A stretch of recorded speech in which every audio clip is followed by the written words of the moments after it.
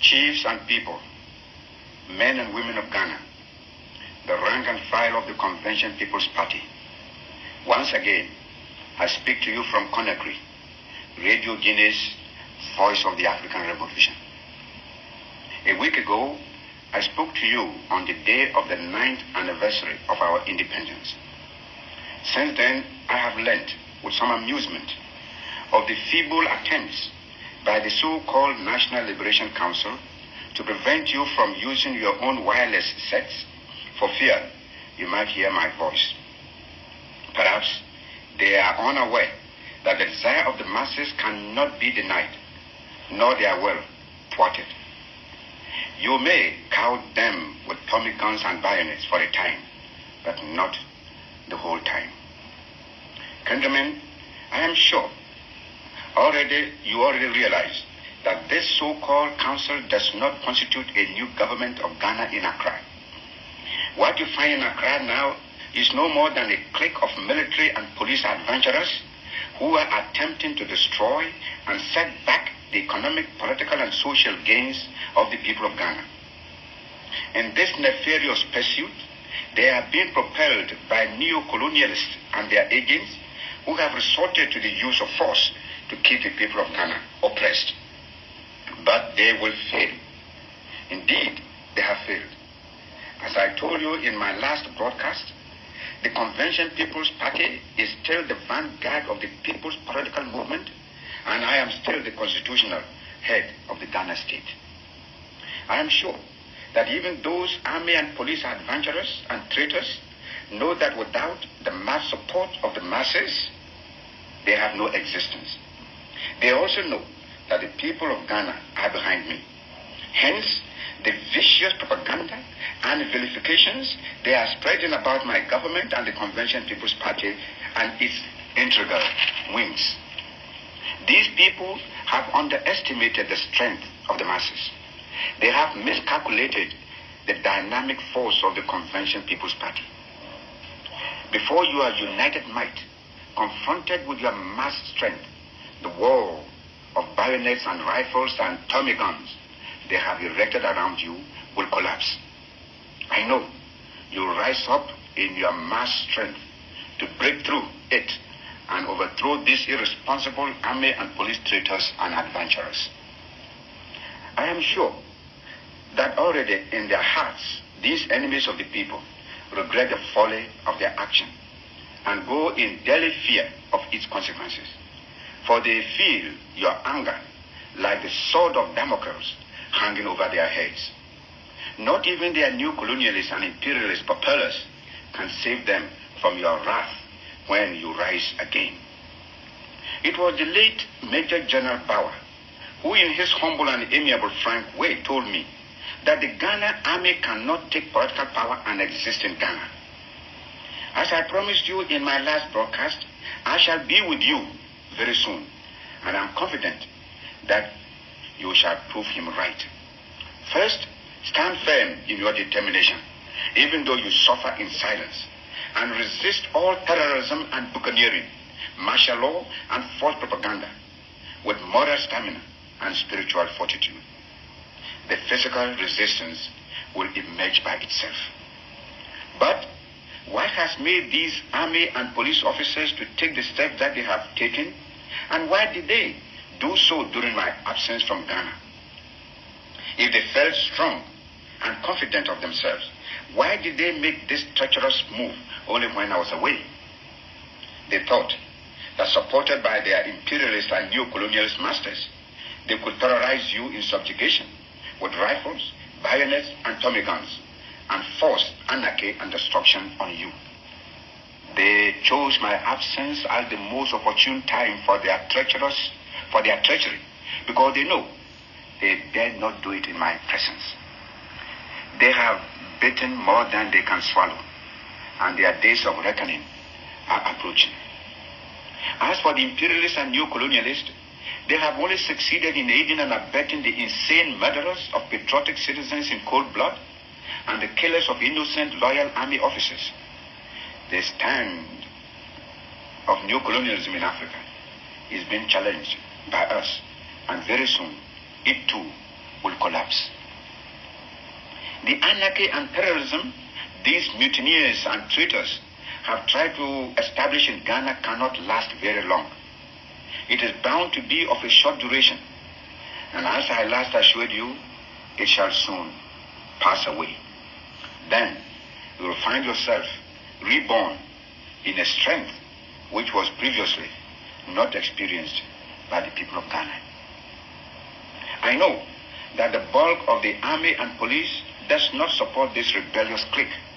In fact, I know that, but for the treacherous instigation of certain police officers with new colonialist bias, my armed forces would have thought twice before stooping to such a disgraceful act of rebellion, for which there is no reason whatsoever.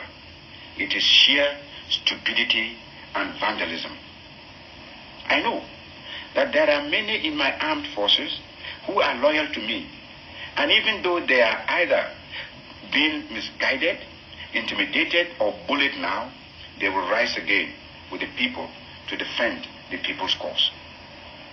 I should know this because the Ghana Armed Forces is my own creation. I reorganized it myself, founded the Ghana Air Force, and established the Navy from scratch. I remember it was only very recently that I ordered 7 jet fighters from Italy for the Air Force for training purposes. Unfortunately, 2 crashed, and Ghana is now left with 5. Countrymen, when you see these traitors or these traitorous rebels strutting around the Accra streets, looking pretentiously menacing, when you are continuously disturbed by the whines of the 5 jet fighters as they engage in aerobatics over the city of Accra, do not be afraid or be cowed. For, as the creator of the Ghana Armed Forces, I assure you that even their combined strength is powerless and harmless. An eloquent testimony of their weakness is borne by the great resistance they encountered from the handful of my Guard regiment at Flagstaff House. Perhaps we owe a lot to the Ghanaians' inherent love for peace, because due to this peaceful disposition, we did not build our armed forces for external defense. We only maintained a token force for internal security. For the same reason, the Ghana Police Service is unarmed, unlike the colonial police force. Herein lies the wisdom in the late Major General Bauer's contention that the Ghana Armed Forces can never successfully subjugate the masses. In numbers alone, even the strength of the Workers' Brigade completely overshadows the armed forces.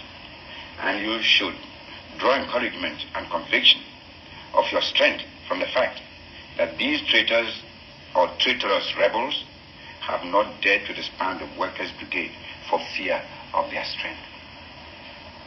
Late Major General Bauer's loyalty was unquestioned, and the fact of his cold-blooded murder make a classic example of cowardly assassination.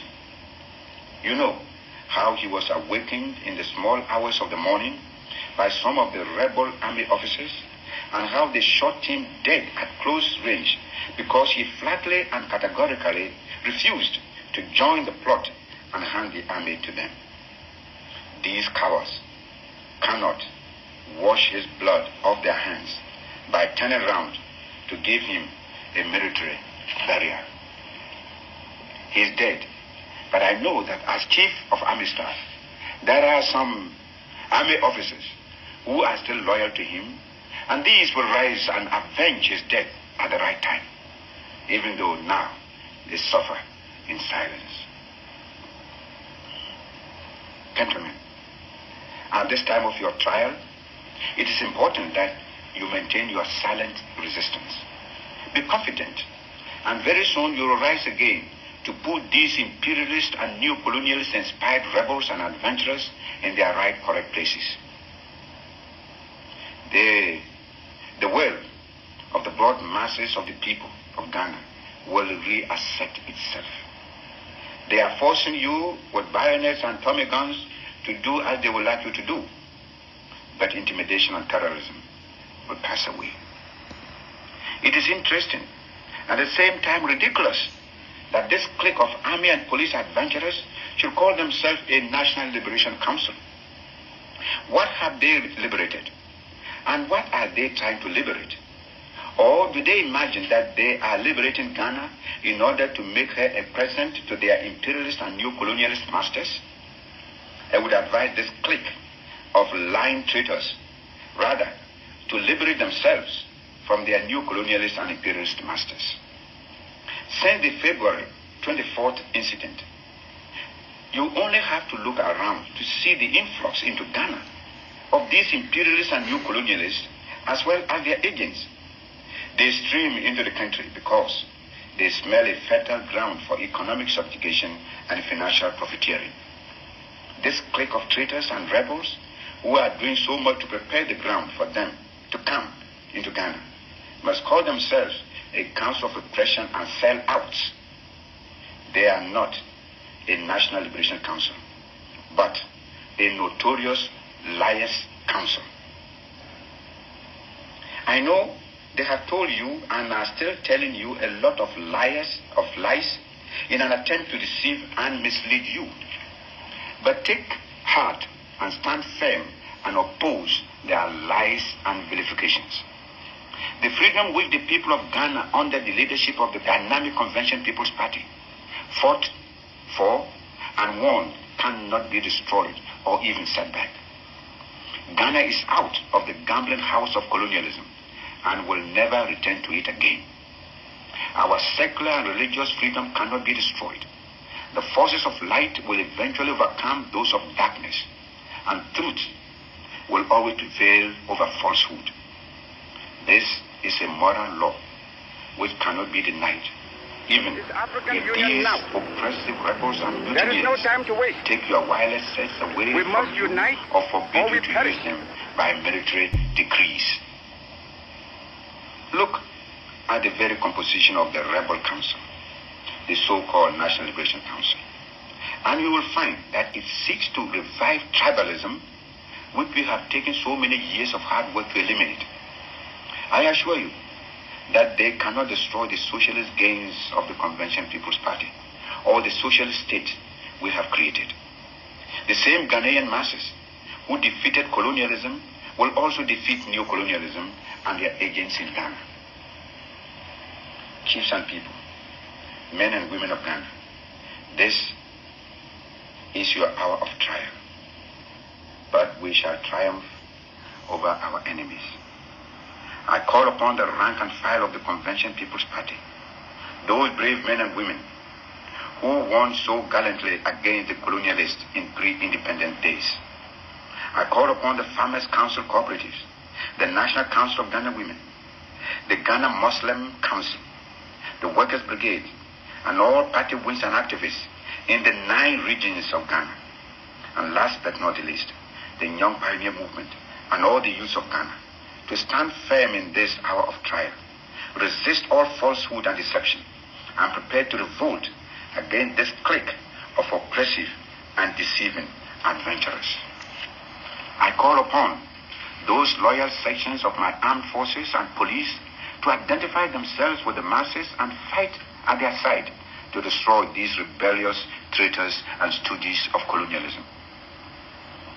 I will personally be with you, and when the time comes, you cannot fail to see it. We shall overcome oppression and rebellion. We shall remove the obstacles they seek to place in the path of Ghana's progress. And peace will come again to our beloved Ghana, cleansing it of the vilifications, shame, and abuses which these adventurers and mutineers and their imperialist and new colonialist masters have tried to heap upon Ghana. There is victory for us. Our battle cry must be, away with the stooges of neocolonialism, away with imperialism, down with the clique of army, police, and adventurers, onward to social, economic, and political progress of the fatherland, forward to the glory of Ghana and Africa. Long live the Convention People's Party. Long live the African